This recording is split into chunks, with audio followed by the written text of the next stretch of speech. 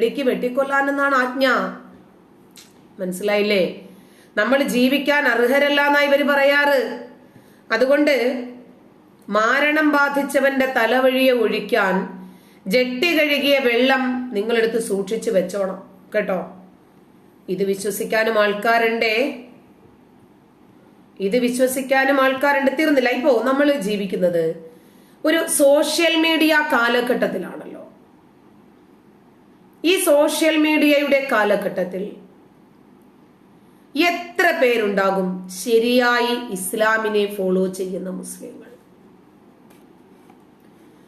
ഇസ്ലാമിനെ ഫോളോ ചെയ്യുന്ന മുസ്ലിങ്ങൾ കേട്ടോ. നമ്മള് സാധാരണഗതിയിലുള്ള മുസ്ലിങ്ങളെ ഒക്കെ നമ്മൾ കണ്ടിട്ടുണ്ട്. ആ മുസ്ലിങ്ങളൊക്കെ അവര് പറയും ഞങ്ങൾ പ്രാക്ടിക്കൽ മുസ്ലിങ്ങളല്ല എന്ന് പറയും. പിന്നെ ഏത് മുസ്ലിങ്ങളാണ് നിങ്ങളെന്ന ചോദ്യത്തിനൊന്നും അവിടെ പ്രസക്തിയില്ല. അവര് മുസ്ലിങ്ങളാണ് നോക്കുമ്പോ അവർ ഇസ്ലാമിനെ അങ്ങനെ തന്നെ ഫോളോ ചെയ്യുന്ന ആളുകളല്ല എന്നാണ് അവർ പറയാറുള്ളത്. എന്നാല് സോഷ്യൽ മീഡിയയിൽ വന്ന് ഇസ്ലാമിനെ കുറിച്ച് നമ്മളെ പഠിപ്പിക്കാനും നമ്മളെ ഉപദേശിക്കാനും കുറെ അധികം വിശ്വാസികൾ മെനക്കിടുന്നുണ്ട്, കുറെ അധികം മുസ്ലിം സ്ത്രീകൾ. ശരി, അവരോട് അനക്ക് മരിക്കണ്ടേ പെണ്ണേ എന്നൊന്നും ചോദിക്കാൻ ആരും ഇല്ലാത്തത് കൊണ്ട് നമ്മളും അത് ചോദിക്കുന്നില്ല.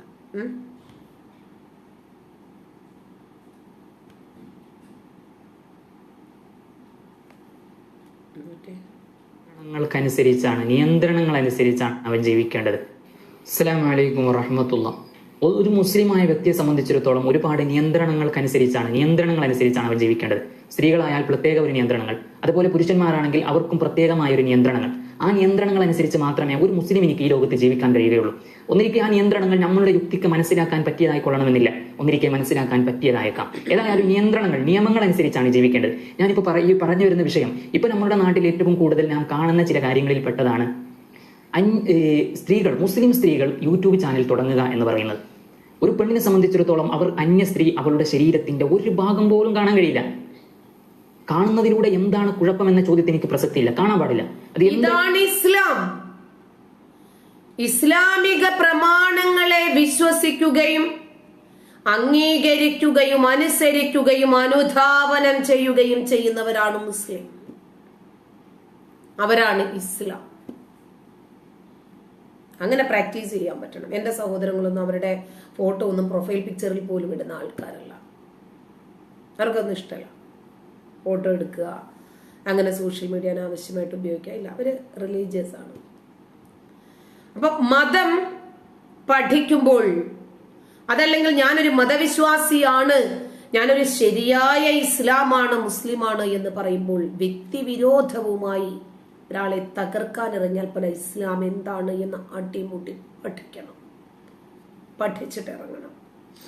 ഒരു പെണ്ണിന്റെ നഖത്തിന്റെ ഒരു കൊടി പോലും അവിടെ കണ്ടു എന്നതുകൊണ്ട് ഒന്നും ഇവിടെ സംഭവിക്കാൻ പോകുന്നില്ല. എന്നാൽ പോലും ഹറാമാണ്, അന്യപുരുഷൻ കാണൽ ഹറാമാണ്. അതുപോലെ മുടിയുടെ ഒരു ഭാഗം പോലും ഒരു അന്യപുരുഷനും കാണാൻ പാടില്ല, ഹറാമാണ്. എത്രത്തോളം എന്ന് വെച്ചാൽ മുടി ചെയ്യുന്ന സമയത്ത് അവളുടെ ശരീരത്തിൽ നിന്റെ മുടിയുടെ ഒരു ഭാഗം, ഏതെങ്കിലും ഒരു മുടി നിലത്തങ്ങ് വീണു പോവുകയാണ് എങ്കിൽ അതിനെ എടുത്ത് ദഫൻ ചെയ്യണമെന്നാണ്, മറവ് ചെയ്യണമെന്നാണ്. അനില, ഇവിടുത്തെ രസം അതല്ല, കണ്ടാ പൊങ്ങുന്നതോ പൊങ്ങുന്നില്ലേ എന്നുള്ളതല്ല. ഇവരിത് പറയുന്നത് സോഷ്യൽ മീഡിയയിൽ വന്ന് മുഖം കാണിച്ചിട്ടാ. സ്ത്രീകൾ കാണാൻ പാടില്ല, ഇവരെ കാണാം. ഇവർക്കും എല്ലാവരെയും കാണാം. പിടികിട്ടിട്ടുണ്ടാവുമല്ലോ. അന്യപുരുഷന്മാർ കാണാത്ത തരത്തിൽ അതിനെ മറവ് ചെയ്യണമെന്നാണ്. അപ്പൊ അത്രയ്ക്കും നിയന്ത്രണങ്ങളോട് കൂടിയാണ് ഒരു മുസ്ലിം സ്ത്രീ ജീവിക്കേണ്ടത്. എന്നാൽ ഇന്ന് മുടി കണ്ടാൽ കുരു പൊട്ടും, അതുകൊണ്ട് തലമുടി പോലും കാണാൻ നാം കാണുന്ന ഒരു പ്രത്യേകമായ കുഴപ്പമെന്ന് പറയാൻ പറ്റുന്ന ഒന്നാണ് യൂട്യൂബ് ചാനൽ തുടങ്ങുക എന്ന് പറയുന്നത്. പലരും ഇത് റിക്വസ്റ്റ് ചെയ്തതുകൊണ്ടാണ് ഇങ്ങനെ ഒരു വീഡിയോ ഞാൻ ചെയ്യുകയും ചെയ്യുന്നത്. യൂട്യൂബ് ചാനൽ ഒരു പെണ്ണിനെ സംബന്ധിച്ചിടത്തോളം ഞാൻ പറഞ്ഞു, അവളുടെ ശരീരത്തിന്റെ ഒരു ഭാഗം പോലും അന്യപുരുഷന്മാർ കാണാൻ പാടില്ല. എന്നാൽ മുഖം കാണിച്ചുകൊണ്ട്, ശബ്ദം കേൾപ്പിച്ചുകൊണ്ട് യൂട്യൂബ് ചാനൽ തുടങ്ങുന്ന പല സ്ത്രീകളും അവർ സലാം പറഞ്ഞുകൊണ്ടാണ് പലരും ഈ ചാനലിന്റെ തുടങ്ങുന്നത് തന്നെ സലാം പറഞ്ഞുകൊണ്ടാണ്. അപ്പൊ ഇസ്ലാമികപരമായ നിലയ്ക്ക് ജീവിക്കണമെന്ന് ആഗ്രഹിക്കുന്നവരായേക്കാം. പക്ഷെ അറിവില്ലായ്മ കൊണ്ടോ അല്ലെങ്കിൽ ഇസ്ലാമിനെ മറപിടിച്ചുകൊണ്ടോ ആണെന്നറിയില്ല ചിലരെങ്കിലും അങ്ങനെ ചെയ്യുന്നുണ്ട് എന്നുള്ളത് നാം ഓരോരുത്തരും മനസ്സിലാക്കേണ്ട ഒരു കാര്യമാണ്. അപ്പോൾ ഒരിക്കലും തന്നെ ഒരു മുഖം കാണിച്ചുകൊണ്ട്, ശബ്ദം കേൾപ്പിച്ചുകൊണ്ട് ഒരു സ്ത്രീ യൂട്യൂബ് ചാനൽ ഷിബിലി അവിടെ നിൽക്കണേ. ലൈംഗിക വൈകൃതമുള്ള നമ്മുടെ മതം ഞാൻ പറഞ്ഞു തരാം. അവിടെ നിൽക്ക്, ഞാൻ കേൾപ്പിച്ചും തരാം.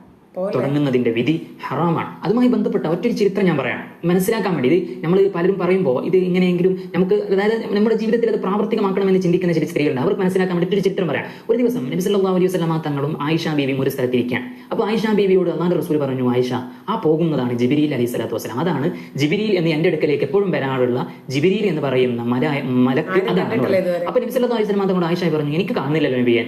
അപ്പോൾ ആയിഷ ബീവിയോട് അള്ളാഹുവിന്റെ റസൂൽ പറഞ്ഞൊരു വാക്കുണ്ട്, അല്ലയോ ആയിഷ, നിന്റെ ഒരു മുടി ഇപ്പോ പുറത്താണ്, നിന്റെ ഒരു മുടി ഇപ്പോ പുറത്ത് കാണുന്നുണ്ട്. അതുകൊണ്ട് തന്നെ നിനക്ക് ആ മലക്ക് ആകുന്ന ജിബ്രീലിനെ കാണാനുള്ള കഴിവ് നിന്റെ കണ്ണിനിക്ക് നഷ്ടപ്പെട്ടു പോയി എന്ന് ആയിഷ ബീവിയോട് അള്ളാഹുവിന്റെ റസൂൽ പറഞ്ഞിട്ടുണ്ടെങ്കിൽ നാം ഓരോരുത്തരും ഒന്ന് ചിന്തിച്ചു നോക്കുക. ദിവസവും ഹറാമിയത്ത് കാണിക്കുന്ന, നമ്മുടെ ശരീരത്തിന്റെ അവയവങ്ങൾ മറ്റുള്ളവർക്ക് പ്രദർശിപ്പിക്കുന്ന നമ്മളുടെ കണ്ണ് എത്രമാത്രം മറ്റുള്ള നല്ല കാര്യങ്ങൾ കാണാൻ, അള്ളാഹുവിന്റെ ലിഖാ കാണാൻ കഴിയുന്ന തരത്തിൽ എത്രമാത്രം വളർന്നിട്ടുണ്ട് എന്ന്, അല്ലെങ്കിൽ എത്രമാത്രം അത് ആ ലിഖായിനെ കാണാൻ പറ്റാത്ത തരത്തിൽ എത്രമാത്രം തരം താഴ്ന്നിട്ടുണ്ട് എന്ന് നാം ഓരോരുത്തരും ചിന്തിക്കുക. അള്ളാഹു തആല അവൻ പൊരുത്തപ്പെട്ട പ്രവർത്തനങ്ങൾ.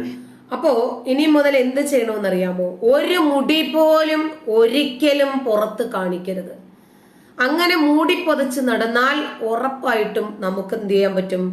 ജിബ്രീലിനെ കാണാൻ പറ്റും. ജിബ്രീലിനെ കാണണമെങ്കിൽ ഇനി മുതൽ അങ്ങനെ ചെയ്താൽ മതി.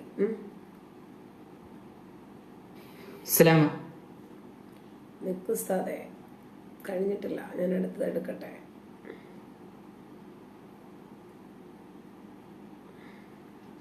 Social media. മുസ്ലിമിന്റെ സുഹൃത്താരാണ്, മുഅ്മിനിന്റെ സുഹൃത്താരാണ്.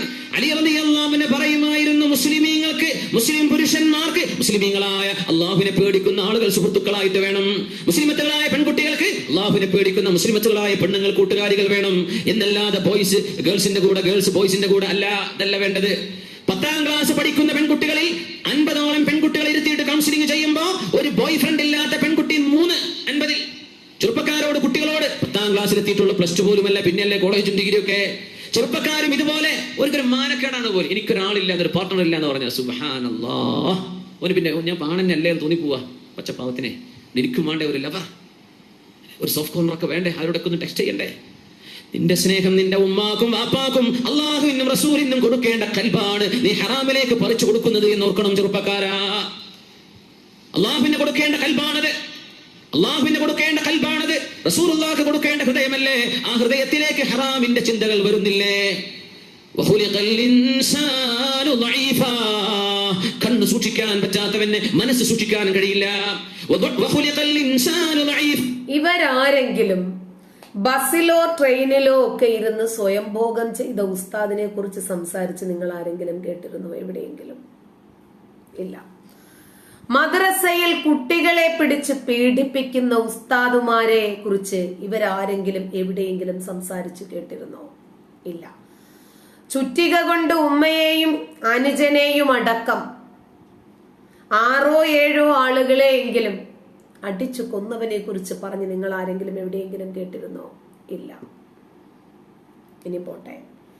ഇപ്പോൾ ലഹരി വേട്ട നടക്കുകയാണ് നമ്മുടെ നാട്ടില്. പിടിക്കപ്പെടുന്നതെല്ലാം 90% മുസ്ലിം നാമധാരികൾ. ഞാൻ അതിന്റെ തെളിവെടുത്ത് തരാം കേട്ടോ, വെറുതെ പറയണതല്ല. ഏതെങ്കിലും ഉസ്താദുമാർ അതിനെ സംബന്ധിച്ചിട്ട് എവിടെയെങ്കിലും സംസാരിക്കുന്നത് കേട്ടോ. മുമ്പ് അബ്ദുൽ നാസർ മദനി പറഞ്ഞ ഒരു പ്രസംഗം ഞാൻ ഇന്നലെ കേൾപ്പിച്ചിട്ടുണ്ടായിരുന്നു. നമ്മുടെ KT ജലീൽ പറഞ്ഞ വിഷയം ഞാൻ നിങ്ങളെ കേൾപ്പിച്ചിട്ടുണ്ടായിരുന്നു. എന്തേ ഇവർക്ക് അതിനെ സംബന്ധിച്ചിട്ടൊന്നും സംസാരിക്കാൻ സാധിക്കാത്തത്? ഇവർക്ക് മൈക്ക് കിട്ടിയാൽ ആകെ പറയാൻ അറിയുന്നത് വഷളത്തരങ്ങളും വൃത്തികേടുകളും മാത്രമാണല്ലോ. എന്തുകൊണ്ടാണ് ഇവർ മതപരമായ വിധിവിലക്കുകൾ ഈ വിഷയത്തിൽ എന്തുകൊണ്ടാണ് മുസ്ലിം കമ്മ്യൂണിറ്റിയോട് സംസാരിക്കാൻ പറ്റാതായി പോകുന്നത്? മുമ്പൊരിക്കല്